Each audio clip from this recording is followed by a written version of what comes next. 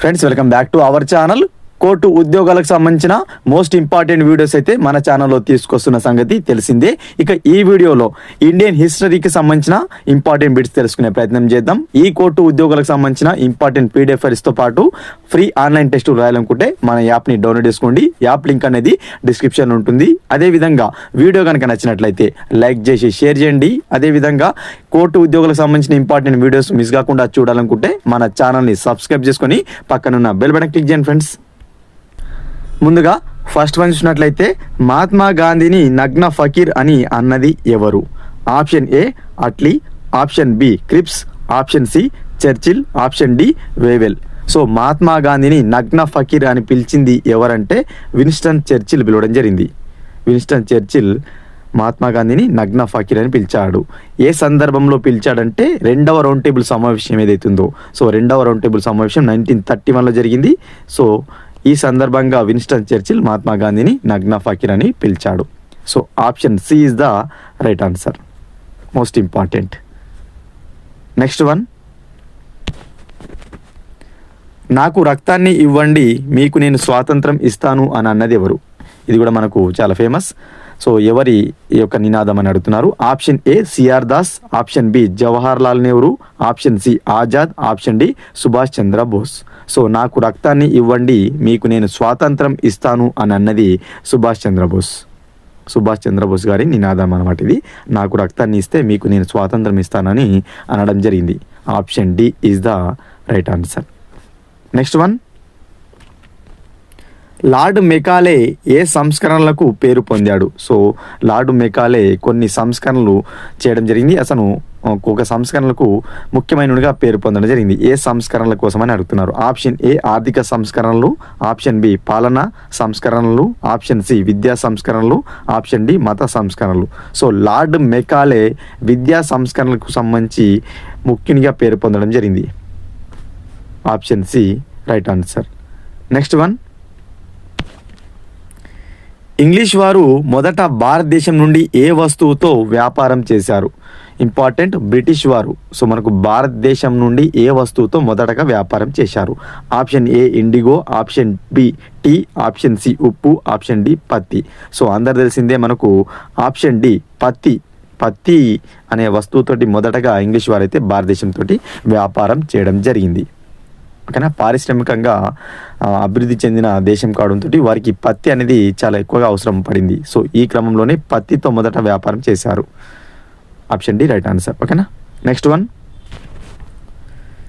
గుప్త పాలకులు ఏ నాణేలను ఎక్కువగా జారీ చేశారు? సో గుప్తులు ఎవరైతే ఉన్నారో వారు ఏ నాణేలను ఎక్కువగా జారీ చేశారంటున్నారు. ఆప్షన్ ఏ బంగారం మరియు సీసం, ఆప్షన్ బి వెండి మరియు సీసం, ఆప్షన్ బి సి బంగారం మరియు రాగి, ఆప్షన్ డి బంగారం మరియు వెండి. సో గుప్త పాలకులు ఎవరైతున్నారో, గుప్తులు ఎవరైతున్నారో వారు ఎక్కువగా బంగారం మరియు రాగి నాణేలను జారీ చేయడం జరిగింది, ఎక్కువగా ముద్రించడం జరిగింది. ఓకేనా, బంగారం మరియు రాగి నాణేలను గుప్త పాలకులు ఎక్కువగా జారీ చేశారు. Option C is the right answer. Next one, దేనితో ఉడ్సు డిస్పాచ్కి సంబంధం ఉన్నది? సో మనకు ఉడ్సు డిస్పాచ్ అనేది 1854లో రావడం జరిగింది. సో ఇది దేనికి సంబంధం కలిగింది? ఆప్షన్ ఏ పాలనా సంస్కరణలు, ఆప్షన్ బి ఆరోగ్య సేవలు, ఆప్షన్ సి విద్య, option D police. So Wood's dispatch అనేది ఫేమస్. మన విద్యా వ్యవస్థలో పెను మార్పులకు ఇది దారి చూపింది, విద్యకు సంబంధించింది. ఉడ్సు డిస్పాచ్ 1854లో అయితే మనకు అయిందనమాట, రావడం జరిగింది. Option C right answer.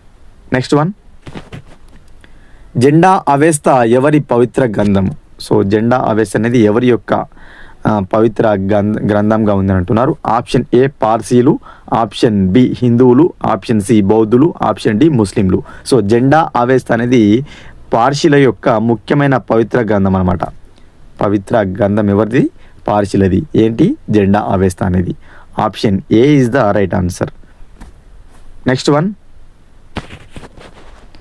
తొలి రాతియుగ సంస్కృతికి ఆధారమైన ఆర్థిక వ్యవస్థ ఏది? సో తొలి రాతియుగ సంస్కృతి ఏదైతే ఉందో దానికి ఏది ఆధారంగా ఉంది ఆర్థిక వ్యవస్థ అంటున్నారు. ఆప్షన్ ఏ పారిశ్రామిక ఆర్థిక వ్యవస్థ, ఆప్షన్ బి వ్యవసాయక ఆర్థిక వ్యవస్థ, ఆప్షన్ సి పశు పోషణ ఆర్థిక వ్యవస్థ, ఆప్షన్ డి పైవన్నీ.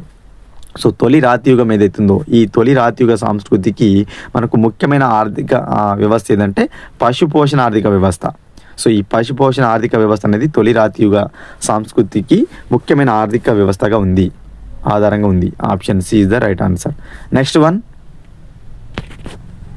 తొలి బౌద్ధ సాహిత్యం అధికంగా ఏ భాషలో రాయబడింది? సో తొలి బౌద్ధ సాహిత్యం ఏదైతుందో అది ఎక్కువగా ఏ భాషలో రాశారంటున్నారు. ఆప్షన్ ఏ సంస్కృతం, ఆప్షన్ బి ప్రాకృతం, ఆప్షన్ సి పాలి, ఆప్షన్ డి పైవన్నీ. సో తొలి బౌద్ధ సాహిత్యం ఏదైతుందో సో ఇది ఎక్కువగా పాలి భాషలో రాయడం జరిగింది. తొలి బౌద్ధ సాహిత్యం ఎక్కువగా మనకు పాలి భాషలో రాశారు. Option C is the right answer. రెండవ చంద్రగుప్తుని పాలన కాలంలో ఇండియాకు వచ్చిన విదేశీయుడు ఎవరు? Option A Fahien, option B Vasumitra, option C Hiuen Tsang, option D Singh. So రెండవ చంద్రగుప్తుని పాలనా కాలంలో రెండవ చంద్రగుప్తుడు పరిపాలిస్తున్నప్పుడు ఇండియాకు వచ్చింది ఫాయియాన్. ఫాయియాన్ అనేది విదేశీయుడు ఇండియాకు రావడం జరిగింది. ఎవరి కాలంలో? రెండవ చంద్రగుప్తుని పాలనా కాలంలో Fahien. Option A is the right answer. Next one, Rajatarangini గ్రంథకర్త ఎవరు? రాజతరంగిణి గ్రంథకర్త ఎవరు? Option A Alberuni, option B Kalhana, option C Kalidas, option D Rajasekhar. Rajatarangini గ్రంథం ఏదైతుందో దీనిని ఎవరు రాశారంటే కల్హనుడు రాయడం జరిగింది. కల్హన అంటాం. Option B is the right answer. Rajatarangini గ్రంథకర్త కల్హన. నెక్స్ట్ వన్, మొఘల్ పాలకుల సైనిక వ్యవస్థ ఏ విధంగా ఉండేది? ఆప్షన్ ఏ జాగీర్దారీ వ్యవస్థ, ఆప్షన్ బి ఇజర్దారీ వ్యవస్థ, ఆప్షన్ సి మన్సబ్దారీ వ్యవస్థ, ఆప్షన్ డి తాలూకుదారీ వ్యవస్థ. సో మొఘల్ పాలకులు ఎవరైతే ఉన్నారో ఈ మొఘల్ పాలకులకు సంబంధించిన సైనిక వ్యవస్థ ఏ విధంగా ఉండేదంటే మన్సబ్దారీ వ్యవస్థగా ఉండేది. మొఘల్ పాలకుల సైనిక వ్యవస్థ. Option C is the right answer. Next one, మొదటి మహిళా ఢిల్లీ సుల్తాన్ ఎవరు? మొదటి మహిళా ఢిల్లీ సుల్తాన్ ఎవరు అంటున్నారు. సో ఢిల్లీని ఏలిన మొదటి మహిళా సుల్తాన్ ఎవరు? Option A Chand Bibi, option B Razia Sultana, option C Noor Shahjahan, option D Mumtaz Mahal. So మనకు మొదటి మహిళా ఢిల్లీ సుల్తాన్ ఎవరు అంటే రజియా సుల్తానా. సో రజియా సుల్తానా మనకు ఢిల్లీని పాలించిన మొదటి మహిళా పాలకురాలు. Option B right answer. ఓకేనా? ఎవరు పాలించారు ఢిల్లీని మొదటి మహిళగా అంటే రజియా సుల్తానాగా గుర్తుపెట్టుకోండి. నెక్స్ట్ వన్, శివాజీ వారసుడు ఎవరు? ఇంపార్టెంట్. శివాజీ వారసుడు ఎవరు? ఆప్షన్ ఏ రెండవ Shivaji, option B Rajaram, option C Sambhaji, option D Shahu. Shivaji యొక్క వారసుడు ఎవరంటే శంభాజీని శివాజీ వారసుడుగా పిలుస్తాం. Option C is the right answer. Next one, వాత్సాయనుడు రాసిన కామసూత్రలో ఎన్ని కళలను ప్రస్తావించాడు? So most important. So Kamasutra అనే గ్రంథాన్ని రాసింది ఎవడు? వాత్సాయనుడు. ఓకేనా? సో ఇతను ఎన్ని కళలు ప్రస్తావించాడు కామసూత్రాలు అంటున్నాడు. ఆప్షన్ ఏ 36 కళలు, ఆప్షన్ బి 64 కళలు, ఆప్షన్ సి 72 కళలు, ఆప్షన్ డి 50 కళలు. వాత్సాయనుడు రాసిన కామసూత్రాలో మొత్తంగా 64 కళలు అయితే ప్రస్తావించడం జరిగింది. Important. Option B is the right answer.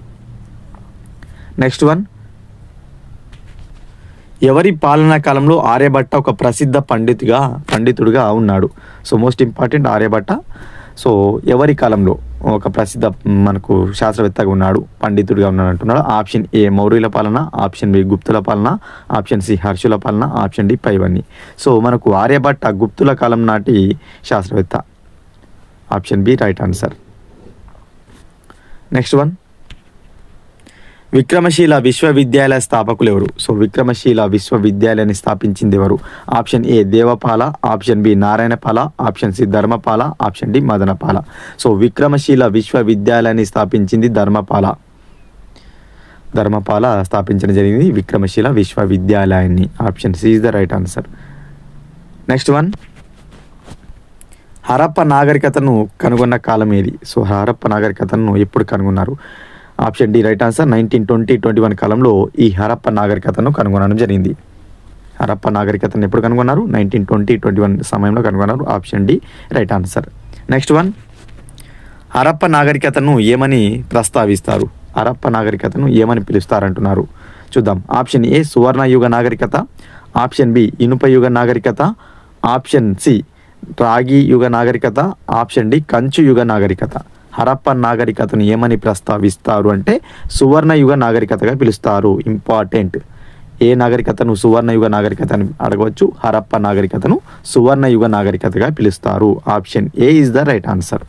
Next one, స్వదేశీ సంస్థానాల రాజులకు వ్యక్తులను దత్తత తీసుకునే హక్కును బ్రిటిషర్లు ఏ సంస్థలో కల్పించారు? సో స్వదేశీ సంస్థానాల రాజులు ఎవరైతుంటారో వారు వ్యక్తులను దత్తత తీసుకునే హక్కు అనేది బ్రిటిషర్లు 1860లో ఇవ్వడం జరిగింది. 1860 సంవత్సరంలో బ్రిటిష్ పాలకులు స్వదేశీ సంస్థాన రాజులకు వ్యక్తులను దత్తత తీసుకునే హక్కునైతే ఇవ్వడం జరిగింది. Important, option C is the right answer. ఇవి ఫ్రెండ్స్ ఈ వీడియోలో భాగంగా ఇంపార్టెంట్ బిట్స్. వీడియో కనుక నచ్చినట్లయితే లైక్ చేసి షేర్ చేయండి. మరొక ఇంపార్టెంట్ వీడియోతో మీ ముందుంటాను ఫ్రెండ్స్.